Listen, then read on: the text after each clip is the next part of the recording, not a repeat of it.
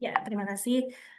Yang kami hormati pembicara kami Pak Asep Aziz Muslim, SST Fisioterapi, kemudian juga Bapak dan Ibu alumni, kemudian Bapak-bapak dan Ibu-ibu dari dosen S2, dosen S2 IKESOR, kemudian dari D4 Fisioterapi FK UNER, adik-adik mahasiswa S2 IKESOR dan adik-adik mahasiswa dari fisioterapi, selamat datang di kegiatan ilmiah yang biasanya memang kami lakukan kurang lebih 1 bulan sekali. Dan pada hari ini, alhamdulillah, kita kehadiran Pak Asep Aziz Muslim, Kang Asep sebenarnya ya panggilannya ya. Ya, Jadi saya sama Pak Asep ini sama-sama dari Jawa Barat iya ya. dok. Jadi Pak Asep ini saya munculkan sedikit, tapi terdampar di Surabaya ya Pak ya. Sudah berkeluarga di Surabaya. Saya tampilkan sedikit dari CV beliau ya. Jadi Pak Asep sudah menjadi fisioterapi kurang lebih 15 tahun ya, dengan experience luar biasa sekali, ada di Elite Sport, kemudian National Teams, dan juga tentunya yang akan di-share beliau hari ini adalah mengenai healthcare business development. Mungkin ini adalah expertise beliau, jadi mulai dari sport injury rehabilitation dan juga return to play, mungkin untuk atlet ya, kemudian elite athlete management, kemudian football dan basketball fisioterapi, kemudian juga performance dan injury risk management, clinical leadership dan juga team coordination, healthcare business development dan juga corporate dan community health programs. Sedangkan untuk professional experience-nya, beliau sudah menjadi sport physiotherapy pada national team dan juga pada tim-tim lainnya dan pada level nasional maupun internasional ya. Kemudian terkait dengan entrepreneurial dan juga leadership roles, beliau adalah founder dan juga direktur dari Visiopreneur Fisioterapi mulai Belum aku join. 2013 ya sampai dengan Aku join 2020. tah. Kemudian Kinetic Export Science tahun 2020 sampai dengan sekarang, kemudian Bebas Cedera Fisioterapi Network tahun 2021 sampai dengan sekarang, dan mungkin yang paling baru ya Active Flow Sport Massage ya dari tahun 2025 sampai dengan sekarang.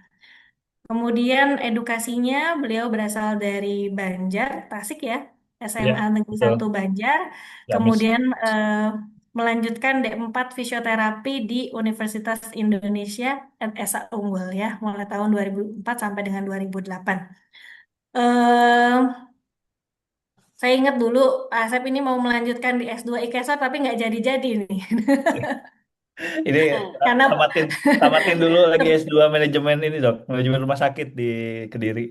Nanti insya Allah lah ini tamat oh itu. Kemarin tahun lalu masih timnas masih padat banget.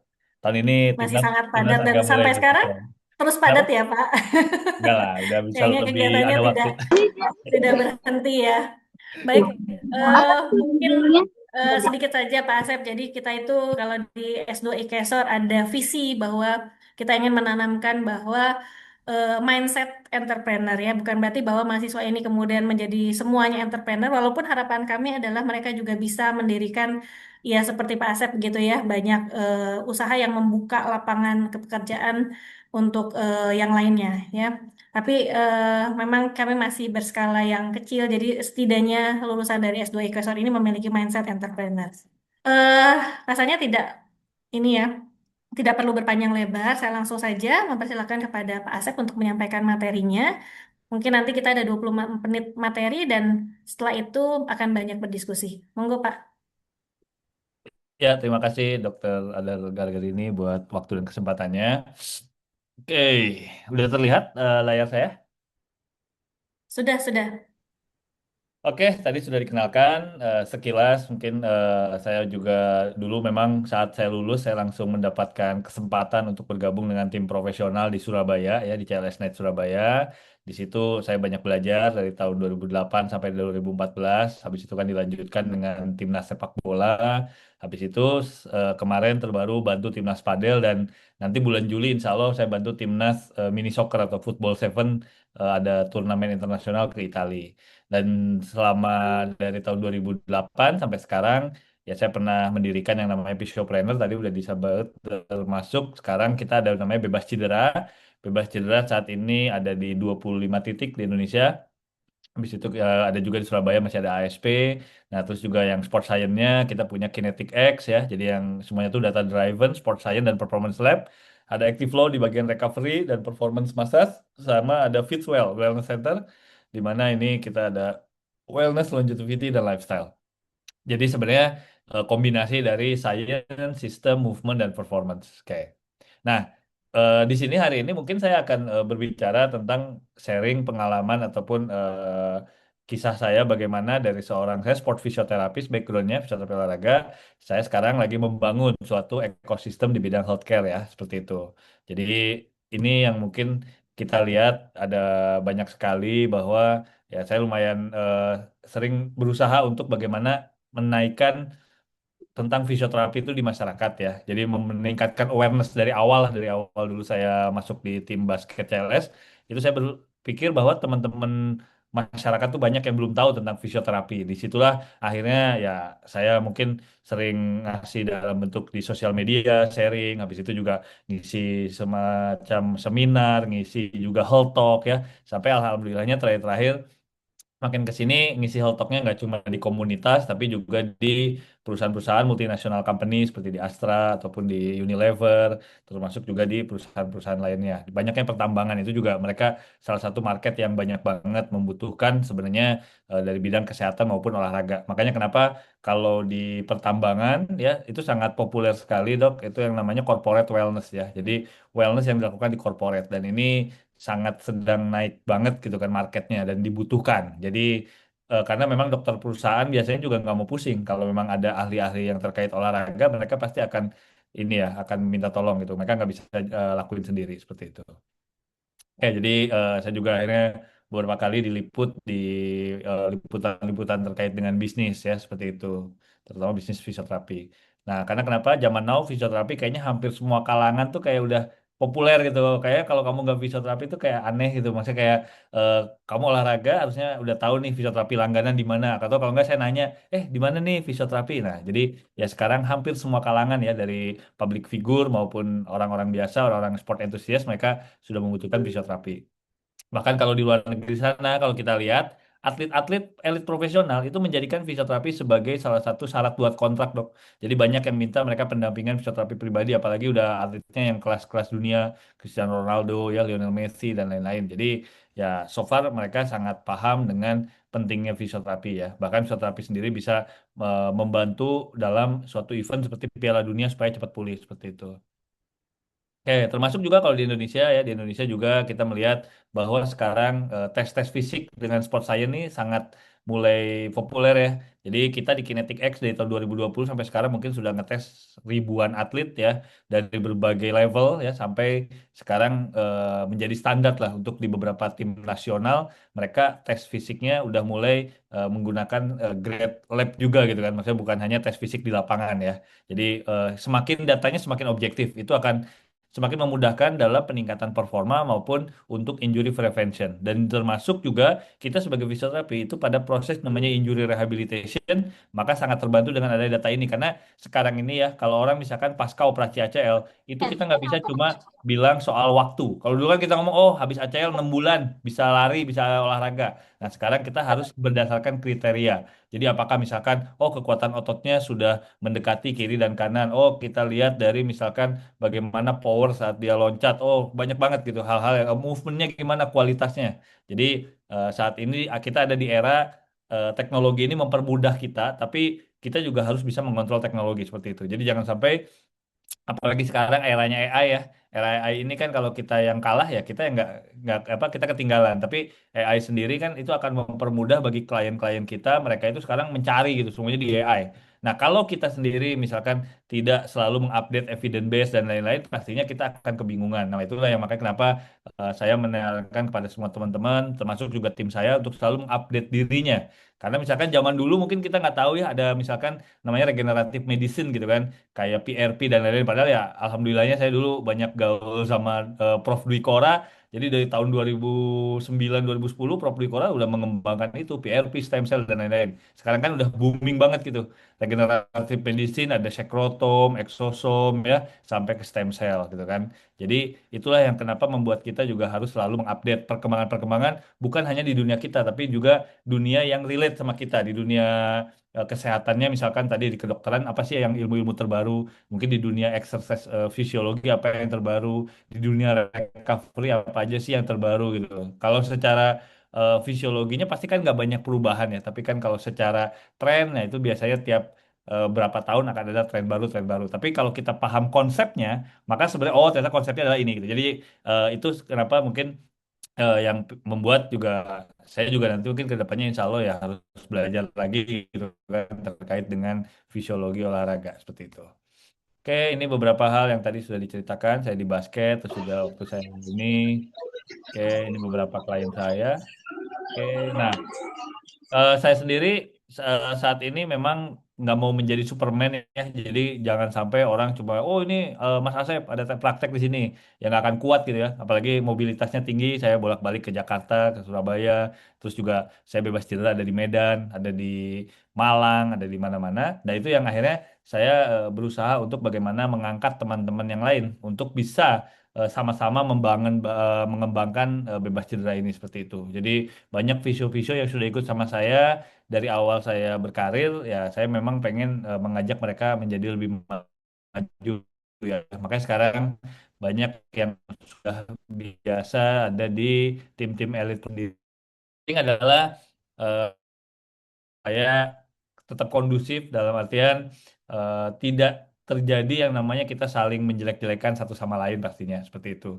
Dalam dunia usaha ya kompetitor wah, pasti ada kan, tapi kita nggak boleh menjelekkan kompetitor, tapi lebih ke arah kita bikin industrinya lebih naik seperti itu kalau saya. Oke, nah teman-teman nanti bisa follow Instagram kita bisa berteman ya. Oke, sedikit ke sharingnya terkait dengan ini ya. Jadi teman-teman, kalau kita yang ini background saya tenaga kesehatan, mungkin teman-teman juga banyak yang tenaga keolahragaan, yang hebat banyak ya, menguasai skill yang bagus banget banyak. Tapi sedikit yang membangun sistem. Kenapa? Kita kadang nantinya itu hanya menukar waktu kita dengan income. Ya kalau kita kerja ya kita dapat penghasilan. Tapi kalau kita nggak kerja ya kita nggak dapat penghasilan, ya kan? Yang kedua terkadang ya banyak ya teman-teman yang backgroundnya olahraga mungkin sekarang melatih gitu misalkan tapi juga mereka mulai burn out gitu kan jadi misalkan melatih pagi siang sore malam bahkan kalau mungkin kerja di mega gym sekarang ini kan banyak orang-orang yang kerja di mega gym menjadi PT gitu misalkan itu juga mereka mulai merasa burn out banget karena dikejar dengan target yang kadang mungkin juga agak sedikit kurang realistis gitu. Itu suatu hal yang sering kita dapatkan ya dari teman-teman. Terus yang ketiga itu sulit scale. Kenapa sulit scale? Karena kebanyakan ya mereka taunya kalian adalah pelatih yang hebat, kalian adalah misalkan fisioterapi yang hebat, tapi ya akhirnya ya saat kalian kan waktu seharian terbatas gitu kan. Jadi akhirnya ya saat orang semakin banyak yang butuh, ya makin susah gitu waktunya gitu kan. Jadi kan nggak bisa. Nah terus yang keempat ya tergantung dari personal branding individu tadi. Jadi kayak oh saya nih yang bisa tentang terkait hal ini, tapi akhirnya saat banyak orang yang membutuhkan ya karena tadi waktu saya terbatas. Akhirnya apa? Kerja sendiri hasilnya pasti akan terbatas ya. Orang udah ngerasa kerja keras tapi income-nya tetap stagnan. Terus habis itu kita kayak kelelahan berulang. Jadi kayak udah mau berangkat kerja tuh bukannya kita udah kayak capek banget nih gitu kan seperti itu. Karena itu adalah burnout ya. Jadi yang burnout itu overtraining. Sulit kita untuk mengembangkan kliniknya karena semuanya masih tergantung oleh kita sendiri ya. Dan juga akhirnya di healthcare modern itu sebenarnya kan kita membutuhkan sistem. Kenapa butuh sistem? Ada proses yang terstruktur, ada SOP, standar konsisten. Jadi siapapun juga prinsip kita memimpin dan membangun budaya. Jadi sebenarnya sudah melakukan itu dan kita mengerti tentang itu.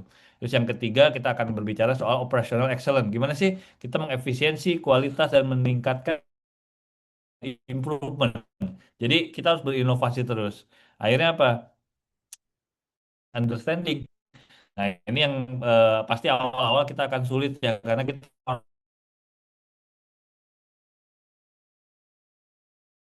non teknis. Tapi ini penting kalau kita memang ya tapi kan akhirnya sesi yang harus ikutin, mungkin banyak seminar, kita juga banyak berhasil di bidangnya, kita banyak meeting, ketemu orang juga apa dari orang gitu kan. Jadi akhirnya apa? Harap operasional yang excellent dan pemahaman pemahaman bisnis yang solid seperti itu. Nah, beruntung banget saya dulu memang ikut di elite sport ya di tim nasional. Alhamdulillah lumayan lama di tim. Jadi apa sih yang saya pelajarin selama juga di sini yang backgroundnya kerja di olahraga, kerja di organisasi olahraga, maka sebenarnya pastinya eh, bagaimana sih pressure, ekspektasi dan performa di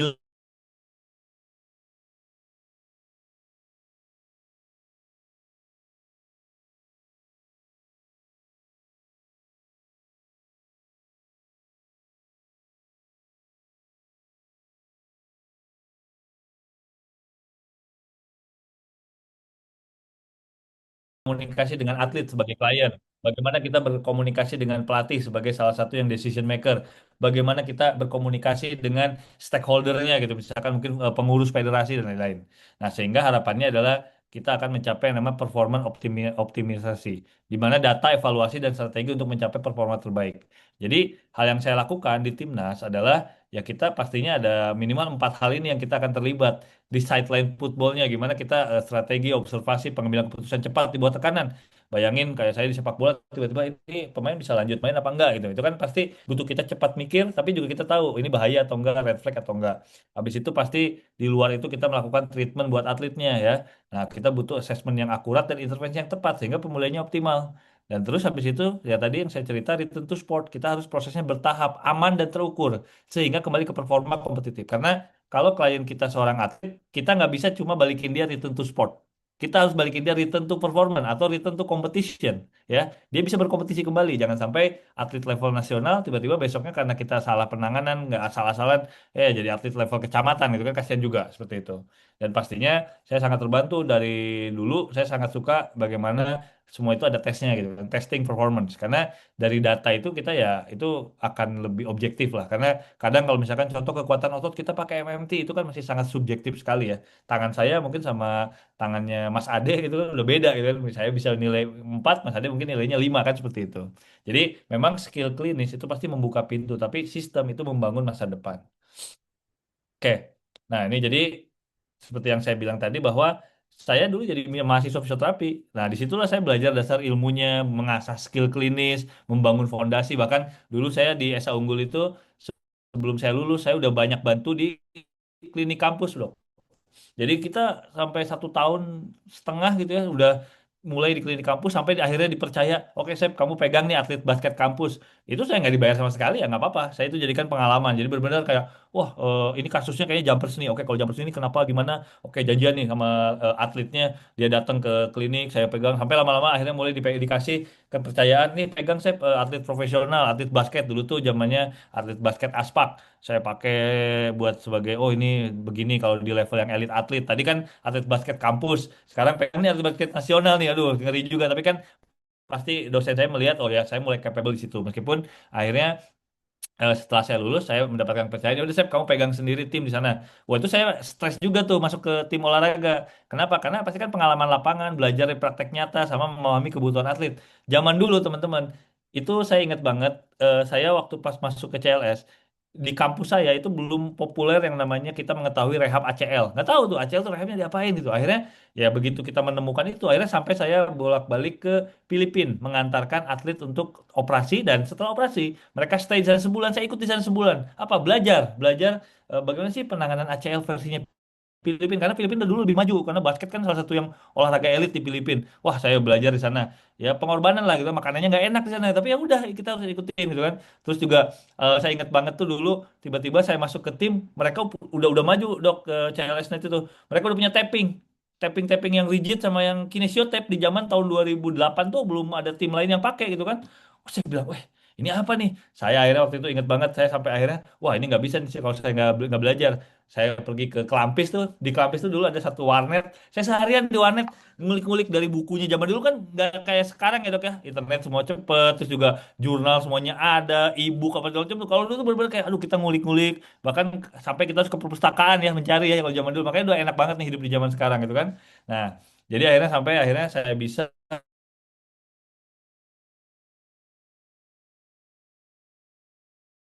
sampai di akhirnya ya, begitu kita pasang tapping ya makin lama kan itulah jam terbang ya makin bisa seperti itu. Dan akhirnya tahun 2014 ya saya memutuskan untuk aduh ini ada satu tawaran yang sangat menarik dan ini kayaknya tawaran ini ya bakal meleverage kita punya value dan itulah saya masuk ke CLS sorry ke timnas sepak bola. Kebetulan waktu itu timnas lagi TC di Sidoarjo, mereka nggak ada fisioterapi, beberapa pemainnya kenal saya, mereka datang treatment ke tempat saya bikin tempat itu tahun 2013 di Surabaya Barat dan akhirnya dari situ dokter timnasnya datang, ya udah Asep kamu mau ikut nggak untuk timnas? Wah saya bilang langsung deh gitu tawaran yang menurut saya momentum lah nggak bisa saya tolak saya ambil karena kenapa itu level tertinggi ya kalau kita bilang di kompetisi itu ya di tim nasional gitu kan di saat dimana itu pressure-nya responsibility itu pasti sangat tinggi karena pemain cedera tuh sorotan medianya sangat banyak dan pastinya kita butuh profesionalisme yang total dan untungnya ya tadi saya sudah 2008 sampai 2014 6 tahun lah ya pengalaman klinis di tim basket itu menjadi salah satu fondasi saya di timnas dan akhirnya tadi klinik pertama saya bikin dulu tahun 2012 sebenarnya. Nah, jadi 2013 itu di Surabaya, 2012 saya bikinnya mana? Di Malang. Jadi di Malang itu saya tinggal di Surabaya tapi saya bikin klinik di Malang. Orang bilang lu orang gila saya lu tinggal di Surabaya lu bikin klinik di Malang. Kalau saya bilang ya karena visi misi saya adalah saya pingin klinik itu muncul di Malang. Saya nggak perlu datang setiap hari, tapi orang tahu bahwa itu klinik saya yang develop, saya yang bikin, sehingga tim di sana pun nanti saya yang apa namanya mengarahkan gimana gimana gimananya kita bikin supaya nanti klinik ini bisa berjalan tanpa kehadiran saya. Nah itu yang akhirnya 1 tahun kemudian baru saya buka di Surabaya dan akhirnya itu membuat saya biasa untuk misalkan meskipun saya nggak ada di tempatnya saya bisa bikin klinik di kota lain seperti itu. Karena benar-benar disitulah akhirnya saya juga berpikir untuk membangun brand. Nah, jadi nggak pernah saya cuma bilang, oh ini Asep, Asep, Asep. Saya bilang bangun brand. Apapun itu saya pakai brand. Karena kenapa? Brand ini akan menentukan positioning. Yang kedua, membangun trust dan reputasi. Dan pastinya ada konsistensi dan diferensiasi seperti itu. Jadi brand-brand yang tadi sudah disebutkan di awal itu yang saya bangun untuk mendiferensiasi. Awalnya dulu saya berpikir, oh saya bikin aja satu misalkan cuma klinik A, nanti lainnya banyak. Ternyata itu akan bikin orang bingung. Jadi akhirnya klinik kita aja udah lebih spesifik. Kliniknya tuh layanan unggulannya di olahraga dan ortopedik misalkan. Tapi pada saat misalkan kita palu gada, palu mau gue ada gitu kan ya, itu akhirnya orang juga bingung. Lu apa sih kelebihannya? Lebih di rehabnya kah? Lebih di recovery-nya kah? Atau lebih di performance? Akhirnya saya pecah-pecah lagi gitu ya, supaya lebih terfokus. Sehingga nantinya ekosistem ini yang akan bergerak seperti itu. Nah ini ya, kita bangun ekosistem. Jadi layanan ini terintegrasi sebenarnya. Misalkan orang datang untuk fisioterapi, saya akan bilang, oke kamu tes dulu nih performance apa namanya kondisi kamu sekarang. Setelah dites oleh kinetik, maka dia misalkan akhirnya, oke balik lagi nih ke bebas cedera atau mungkin nanti di ASP. Nanti setelah itu, oh ini dalam waktu perjalanannya mereka butuh recovery nih karena ternyata ototnya nih digunakan terus, fatigue dan lain-lain. Kita ada active flow seperti itu. Jadi kita benar-benar ekosistemnya dijalankan. Ada yang terpisah-pisah tempatnya, tapi kita lagi pelan-pelan merangkai ke dalam satu tempat. Makanya ada tempat yang di Surabaya itu yang di Fitswell seperti itu ya. Dan insya Allah nanti tahun ini juga ada kita bangun juga ekosistem baru di Jakarta juga ada beberapa. Oke, nah sehingga nantinya kita akan build scalable system. Jadi bisa scale di mana SOP ada standarisasinya, bagaimana tim juga dibentuk ya. Saat ini total tim di bawah saya mungkin hampir 100 lebih ya yang bergabung bersama-sama dari admin, dari manajemen, termasuk dari tenaga fisioterapis maupun tenaga trainer seperti itu ya. Sehingga ya kita pengen memberikan solusi yang impact dan juga growth. Ya, jadi intinya pasti ada 4 hal yang teman-teman sistem itu people, proses, performance, dan juga impact. Oke, nah bagaimana masa depan healthcare di Indonesia? Dulu itu orang fokus pada penyakit atau cedera ya, jadi treatment only. Nah sekarang kita coba kembangkan ke arah ekosistem yang terintegrasi, prevention, performance, recovery, dan juga wellness. Dulu reaktif ya, menunggu masalah muncul, sekarang preventif, mencegah sebelum masalah terjadi.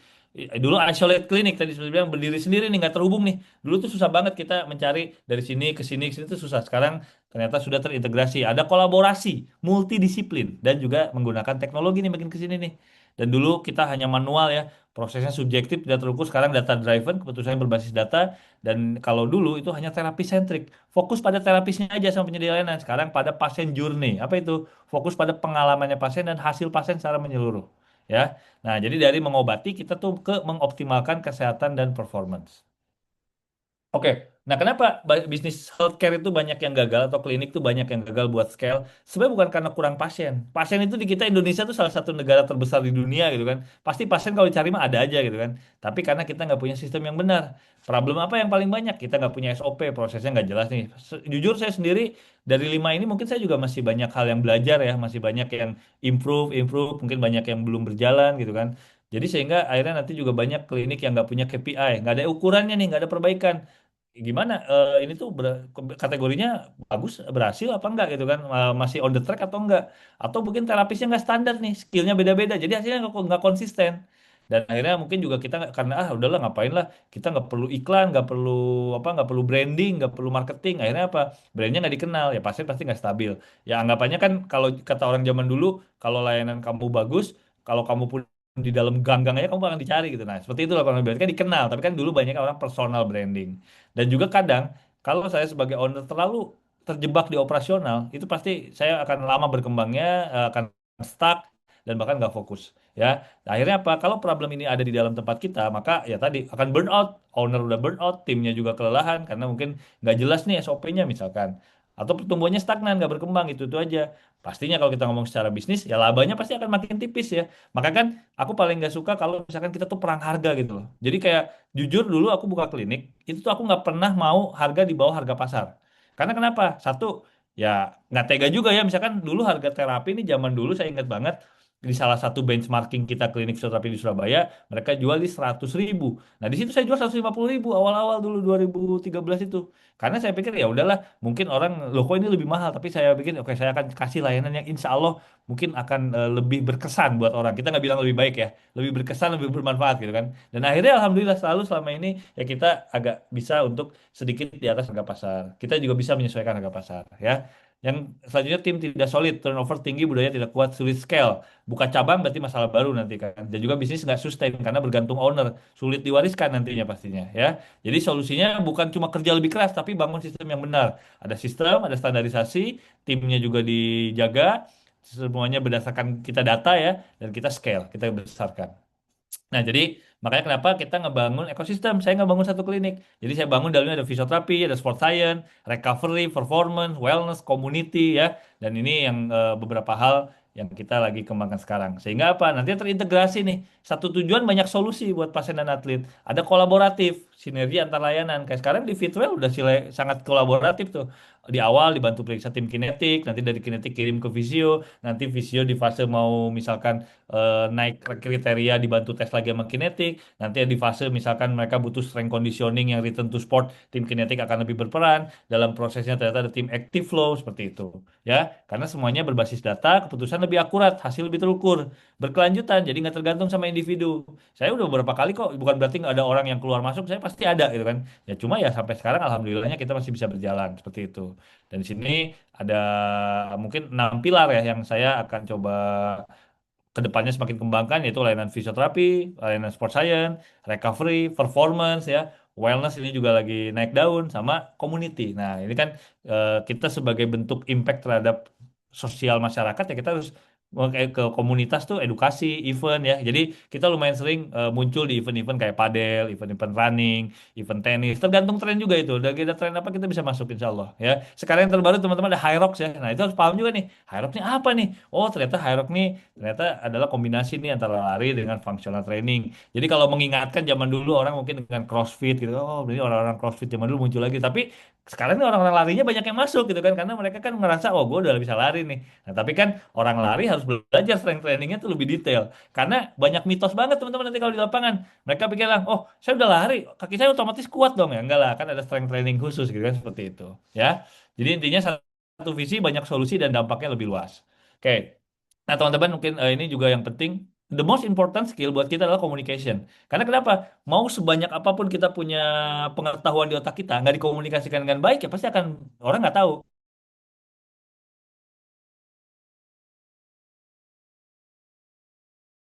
itu adalah berdasarkan expertise kita, itu akan orang lebih pasti akan lebih merasakan manfaatnya, ya. Karena sejujurnya saya juga awal-awal ya untungnya keluarga saya mungkin udah ada yang fisioterapi, tapi banyak teman-teman saya yang tim saya bilang, Pak, saya bingung Pak ngejelasin fisioterapi ke saudara aja bingung, ke keluarga sendiri aja bingung katanya. Kamu oleh ngapain kuliah pijat kata bisa kayak gitu ya. Nah jadi hal-hal itu yang banyak di ini. Karena kenapa? Skill penting tenaga kesehatan adalah yang pertama edukasi, memberi pemahaman yang memberdayakan. Yang kedua storytelling. Nah juga kan banyak soalnya yang mereka pikir fisioterapi itu sertifikasi gitu-gitu tuh banyak banget. Kita harus bisa menjelaskan. Storytelling, menyampaikan pesan, leadership, kita mempengaruhi dan menggerakkan tim menuju visi bersama.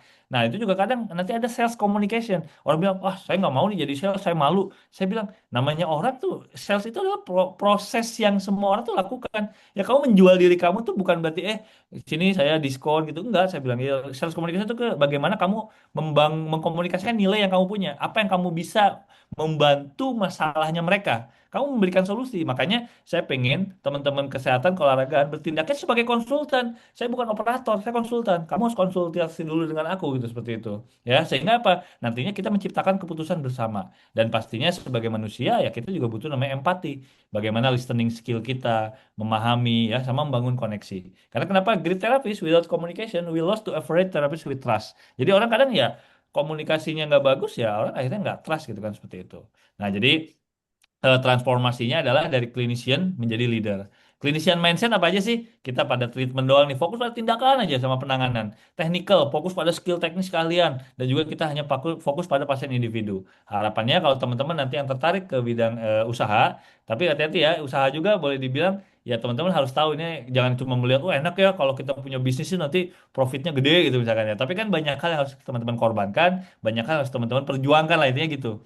Karena kenapa? Kita akan punya entrepreneur mindset. Kita bangun sistem ya yang bisa berjalan tanpa kita. Kita leadership memimpin tim, membangun budaya visi besar. Finance, kita harus memahami angka, mengelola cash flow, menciptakan profit. Terus juga belum kita ngomongin people, mengembangkan orang, memberdayakan tim. Akhirnya apa? Harapannya growth kan. Scale-nya makin impact-nya besar, kembangkan bisnis dan juga legacy. Ya, jadi eh ini building a brand adalah bukan berarti kita bikin logo, "Oh, logonya keren gitu. Kita bayar logo 10 juta, 5 juta. Brand itu bukan sekadar terlihat tapi harus terasa, ya. Ada trust, ada experience di situ, ada konsistensi, ada positioning, ada persepsi, ya. Sehingga harapannya before after branding ecosystem kalau sebelumnya itu hanya kalau klinik yang treatment only nih, ya promosi suka-suka aja lah, ya kalau ada yang datang syukur nggak ya udah layanannya terbatas itu kan nggak ada sistemnya pasien datang dan pergi sehingga akhirnya nggak ada diferensiasi. Nah tapi kalau kita bikin ekosistem biasanya brandnya lebih kuat nanti dipercaya direkomendasikan dan kita tumbuh terus-terusan dan penting sekali kita otentik ya jujur apa adanya value kita memberi nilai nyata, different, berbeda relevan, dan impact berdampak luas. Nah, makanya tadi saya bilang community is everything, ya. Community based healthcare. Kita target community, kita bisa ke komunitas lari, sepak bola lah, padel, high rock, mungkin juga komunitas pekerja ya. Mereka banyak sekali yang butuh. Karena komunitas kadang lebih kuat daripada kita hanya beriklan saja. Ya, seperti itu. Oke, jadi buat teman-teman mahasiswa, mungkin satu hal yang bisa saya bagikan apa sih sebenarnya yang harus kita prepare, skill harus dimiliki ya. Jadi yang pertama adalah skill clinical juga harus penting ya. Kita terapis harus secara unggul, secara klinis, kita punya kemampuan assessment. Jadi kita kemampuan menilai dengan akurat adalah dasar dari hasil yang optimal. Yang kedua pastinya exercise terapi ya. Itu adalah merancang program latihan yang aman, efektif dan individual dan pastinya teman-teman harus selalu evidence based practice ya. Nah, itu kan banyak tuh teman-teman dosen setiap tahun pasti ada penelitian-penelitian terbaru ya kita lihat, kita kaji gitu kan. Termasuk yang di luar negeri juga banyak. Akses teman-teman lebih mudah zaman sekarang ya, nggak zaman dulu kita harus ke perpustakaan terus gitu kan. Nah, karena keputusan klinis berdasarkan bukti ilmiah terbaru bukan asumsi ya. Nah, terus satu lagi secara bisnis itu kita bisa jadi profesional yang punya dampak dan keberlanjutan. Nah, ini ada beberapa hal kayak marketing, bagaimana sih cara menjangkau orang, menarik, melayani pasar, komunikasi, bagaimana menyampaikan nilai, tadi kan membangun trust, menjadi komunikator, branding, bangun identitas yang kuat, konsisten, mudah diingat, leadership, membangun, memimpin diri sendiri, tim, dan juga perubahan menuju visi yang besar. Dan pastinya harus digital literasi, melek teknologi dan data untuk bekerja lebih cerdas, efisien, dan scalable. Ya, jadi kita belajar kuasai ilmunya, latih skill kita setiap hari, terapkan supaya memberi dampak yang nyata. Habis itu kita bangun sistem dan bangun personal branding juga itu penting, dan kita berkolaborasi bersama untuk lebih besar. Siapkan diri hari ini, pimpin masa depan esok hari. Mungkin itu aja. Sekian dari saya. Let's build healthcare ecosystem that impact million together. Terima kasih. Assalamualaikum warahmatullahi wabarakatuh. Ya, Mantunun, Pak Asep. Luar Ya, biasa sekali ini apa yang sudah di-sharekan tadi ya. Monggo silakan buat teman-teman semua, Bapak Ibu sekalian jika ada pertanyaan. eh ada pertanyaan di chat box ya Pak Asep ya. ya, Dari Muhammad Nabil. Selamat siang, Pak Asep. Mohon izin bertanya terkait langkah membangun karir sebagai sport fisioterapi yang berencana membuka klinik praktek mandiri. Saya memahami bahwa personal branding dan jaringan relasi menjadi faktor penting terutama di bidang sport medicine. Sebagai mahasiswa tingkat akhir, kira-kira langkah awal apa yang sebaiknya saya lakukan? Mulai dari sekarang untuk membangun personal branding dan memperluas relasi profesional. Monggo Pak Asep. oke. Mungkin langkah awalnya Ya, ya. oke. Jadi gini, kalau saya boleh jujur, ini pertanyaan bagus banget ya. Jadi udah punya niat sebelum bahkan lulus gitu ya. Jadi kan kalau kebanyakan mahasiswa kan biasanya fokusnya gini, gimana sih caranya cepat buka klinik gitu kan? Kan kalau ngomong buka ya gampang. Buka itu ada uang, ada tempat, ya kan? Kita belanja, ya udah jadi di klinik gitu kan. Nah, tapi memang padahal mungkin sebelum buka klinik yang harus dibangun nomor satu menurut saya adalah kredibilitas. Tetap ya teman-teman juga pasti orang melihat siapa sih di baliknya kayak gitu. Nah itu kredibilitas tuh menjadi satu hal yang penting. Dan di dalam dunia seperti fisioterapi olahraga tadi, kredibilitas itu dibangun dari apa sih? Tadi sempat saya singgung beberapa skill kita gimana, attitude kita gimana, ya? Karena ini kalau saya cerita attitude ya dok, jadi saya pernah mau buka klinik di Makassar, itu saya akan sowan dulu lah sama salah satu sesepuh di sana. Kita tuh izin. Bukan berarti apa ya, kita lebih ke arah menghargai lah. Mungkin karena saya lama di Jawa, jadi ya ya apa ya gitu apa ya bahasanya tuh kayak kita inilah mencoba untuk Enggak unggul. merangkul ya unggah unggu. Betul nggak unggu.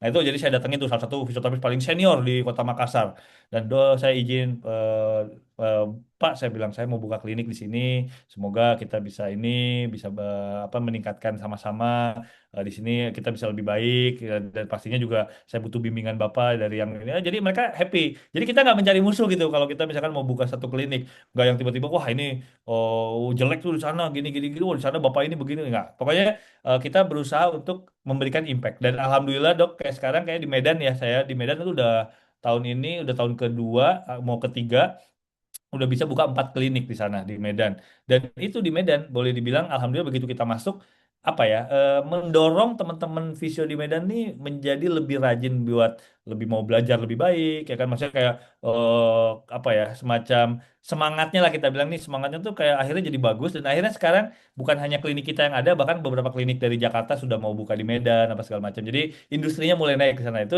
buat kita juga satu langkah yang happy lah seperti itu.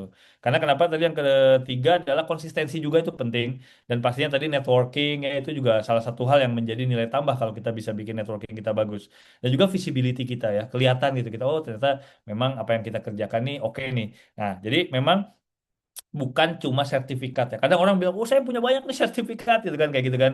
Tapi kan ya sertifikat itu adalah oke bagus, tapi bukan berarti bahwa ya kita kan tahu sendiri kadang kita ikut dapat sertifikat, habis itu ngerasa udah bisa praktek kan gitu ya. Padahal sebenarnya kan banyak hal yang kita masih harus kembangkan. Jadi kalau menurut saya tadi betul fokus dulu membangun pengalaman di lapangan, exposure ya, exposure, jam terbang, komunikasi, problem solving. Karena biasanya tuh atlet juga nggak terlalu peduli IPK kita berapa sih gitu kan. Kamu dulu kuliah IPK berapa mau pegang saya? Nggak juga. Tapi kan pada saat kita bisa jadi problem solvernya mereka, mereka pasti kan pedulinya kayak saya bisa nggak balik lagi main? Oke, kita analisa gini-gini, kita koordinasi sama dokternya. Jadi bahkan teman-teman juga harus menghormati ya profesi lain. Contoh, saya banyak dapat pasien rujukan dari dokter ortopedi. Mungkin dokter ortopedi kan yang memang yang ngeoperasi nih. Dia bilang misalkan, masa saya ini tolong ya 6 minggu nggak boleh napak misalkan. Nah, kalau saya sotoy, ah ini bagus kok ilmu terbaru bilang 2 minggu boleh napak yang sekarang. Nah itu kan sebenarnya akhirnya kita tidak respect dengan keputusan dari dokternya nih misalkan. Akhirnya dari situ kayak oke ini dari dokter pasti kan dokter tahu nih kenapa dia menyarankan 6 minggu berarti kan suatu ada tindakan yang dimana itu keilmuannya dia yang dimana kita harus menghargai itu gitu kan karena ya kadang mungkin itu bukan kompetensi kita gitu kan dan akhirnya ya udah akhirnya oke dok nggak apa-apa 6 minggu tidak napak ya dok tapi nanti dalam 6 minggu saya akan tetap lakukan latihan disitulah akhirnya kita mencoba untuk oke mengembangkan kreativitas kita tapi juga berdasarkan dari keilmuan seperti itu ya. Terus yang kedua tadi buat temanku Nabil tuh juga jangan lupa untuk masuk ke komunitas-komunitas juga itu penting ya. Karena kenapa? Biasanya relasi besar itu dimulai dari komunitas teman-teman. Nah, jadi semakin kita ke komunitas, kita juga ketemu sama mungkin coach-coachnya, kita ketemu sama orang-orangnya, itu networking tadi terbentuk. Dan pasti tadi personal branding tuh kata kuncinya. Sekarang tuh zamannya digital credibility. Semakin kamu mudah dicari di Google, orang pasti akan, oh ya berarti kamu memang oke gitu kan, silakan gitu kan seperti itu. Karena kenapa? Dokumentasiin mungkin kayak kamu, bagaimana kamu punya case study, bagaimana kamu mengedukasi secara sederhana, baik dari video ataupun kamu bikin di Instagram dan lain-lain lah. Sekarang ada tweet, ada TikTok banyak lah, silakan pengalaman event